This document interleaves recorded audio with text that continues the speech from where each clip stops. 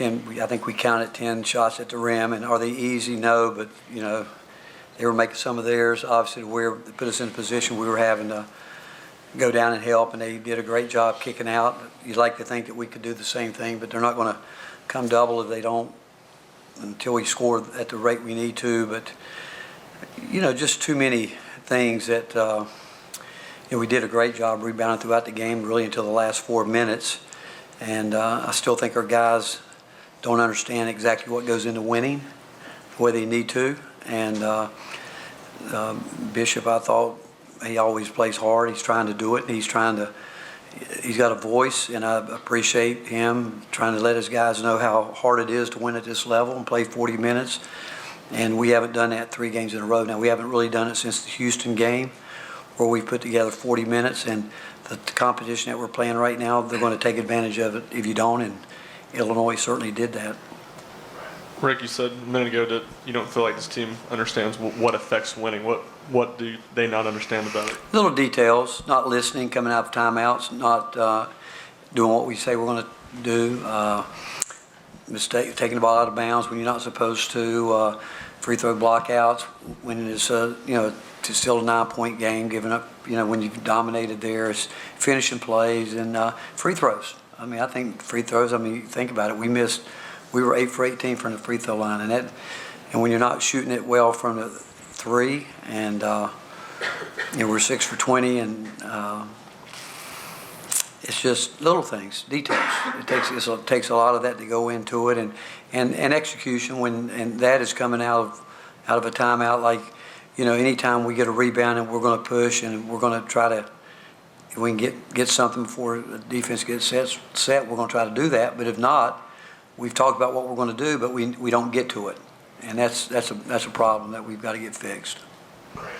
Are those kind of problems something that can be worked on in a 10-day off? Yeah, something again, in games that you have to learn. I'll be honest, it's something that we've worked on it again, and I think the answer to that question, I think, is they know what they're supposed to do, but they're not doing it. Is the best way I can tell you, and I think they would tell you that. Would you agree with that, Bishop? They know what's supposed to happen, and I think what happens is some guys play the game, other guys know how to work the game, and we're not at that position yet with all 5 guys understanding how to work the game, and some guys are just playing it with no point of focus in terms of what we need to do to win the game. And in the back and Blake in the corner. Rick, back here in the back, just with Nate struggling again tonight, did you see him take any steps forward with shot selection or pressing, or is he still kind of struggling with the same things you've been talking about? Again, I thought tonight he didn't come out as aggressive as we'd like to see him do, and then he still has to understand the game, and he's got to shoot his shots when he's open as opposed to going too deep. He keeps driving it. I know he wants to get fouled and try to impact the game that way. Nate's going to work at it, and it's all new for him. He's getting game plan for it like he's never gotten game plan for it. He's learning how to play defense on the perimeter for the first time in his life. Teams are obviously saying, hey, we can go at him here, try to get him in a switch situation, back him down, all that.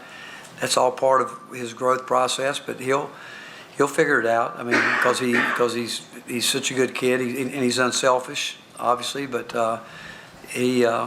we'll get him going, and he'll get himself going. Mike. Are you comfortable, I guess, with the percentage of shots that are being taken by Jacoby and Nate at this point, or would you prefer a little bit more balance? How does that need to shake out? No, we need more balance there. That's a glaring stat tonight. They went 10 for 34. Was it 10 for 34 with 5 turnovers? That's 10 for 39. But with that said, our post guys got to score some of those baskets. They've got to score them. We get the ball where we want to get it, and guys aren't.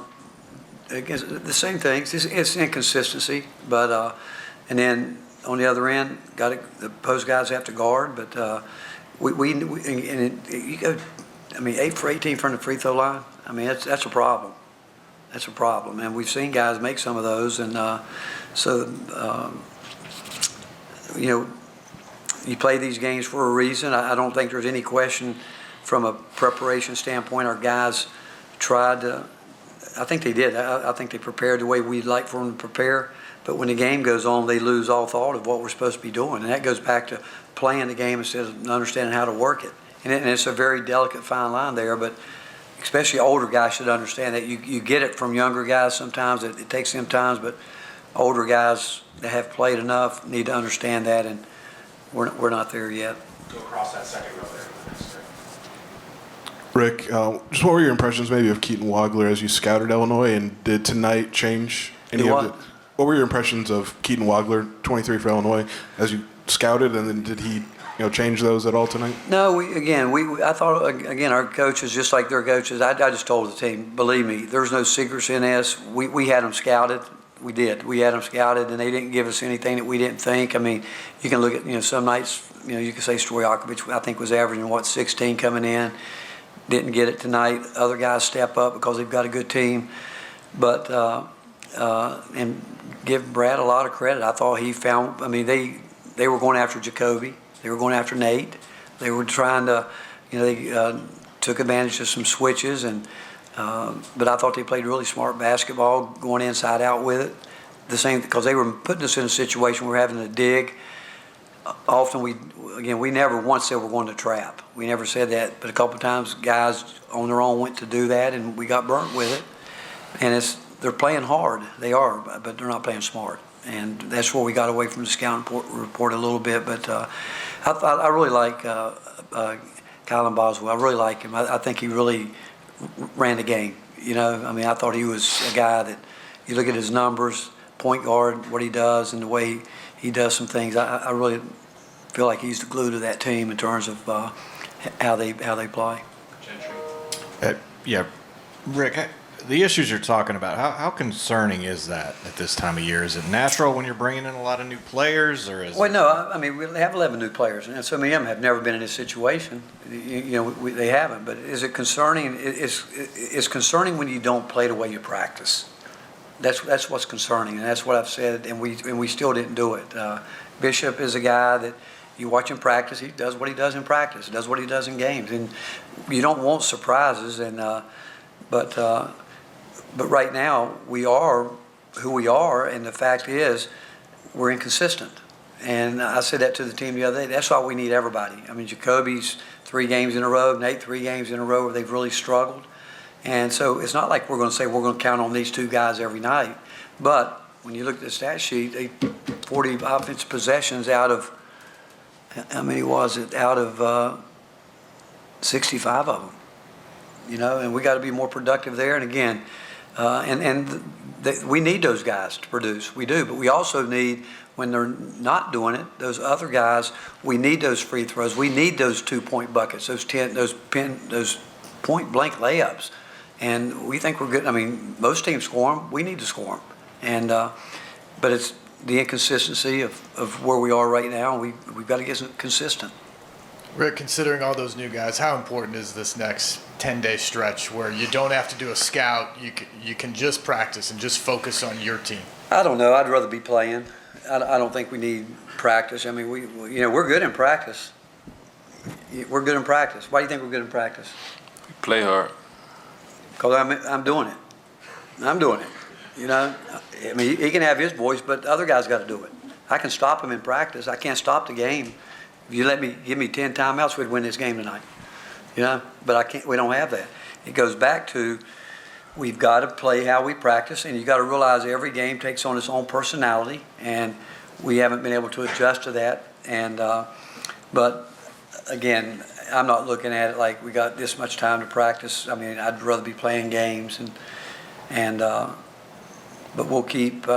It's a long way to go. I've been through, a lot in my time, obviously, and again, we're certainly not our best in November, December now. I know that because we've got a chance to be a good basketball team. We've proven that, but we've let just some things creep in, and it's nothing that can't be fixed. We got to get some guys confident in the way they. How do you think you get confidence, Bishop? Answer that question. I think just repetition and practice. Like you said, doing the things we practice, we're not doing it right now. And that's what it gets down to. I saw 4 more hands up. We'll go Ryan, Ben, Paige, Joe. Bishop, were the defensive issues in the second half, do you feel like those were more mental or physical? What led to that? Definitely mental. I think I see it every day in practice. We watch a lot of film, and then we go clean it up, and then we'll get to the game. And I think we do it in the first half, and then we'll just have like segments where there's lapses, and to win against good teams like this, we can have those little messed up details. Bishop, how can you help this team, these 11 newcomers, learn to win and continue to or improve on taking care of the details? Yeah, I think I was blessed to get a good look at it from guys last year who had been a part of it, and knew what it took to win at the highest level. And I think part of it for me is, as much as I may not agree with some of those foul calls, I got to make sure that I stay out of foul trouble and can be on the court, and even when I'm not, be a voice, on the bench to just, keep up with my teammates. Barnes, sorry, one more for you back here. After 3 straight losses, what message do you hope that this game or this stretch sends to the team as you move forward to January? It really, 3 losses, 3 wins. He'll tell you our message every day is we got to get better. We got to improve. You got to get better a little bit each day. That's our whole philosophy. What we're about. Players have to get better. Coaches have to get better. Team has to get better. And we got 25, 30 more games to go, and we got a chance to do it. But it's all about getting better. Last one. Yeah. Rick, just when it comes to vocal leadership, where is that right now, especially when things start, going poorly on the floor? Where is that, and who do you need to step up there? We don't have it right now. He's out there. He'll talk some, and obviously, but you answer that, Bishop. You're out there. I feel like I'm trying to take on that role and talk, and I'm talking in timeouts. We see it from JP, and I think we see it from everybody, through periods, but just consistently, we need everybody to have a voice, whether they're in the game, on the bench, just everybody. It takes everybody to win games like this. But Andrew, it's not there yet, the way it needs to be, and we need it. You really need it from your guards more than anybody, and we don't have that yet. Thanks, everyone. Knoxville National Media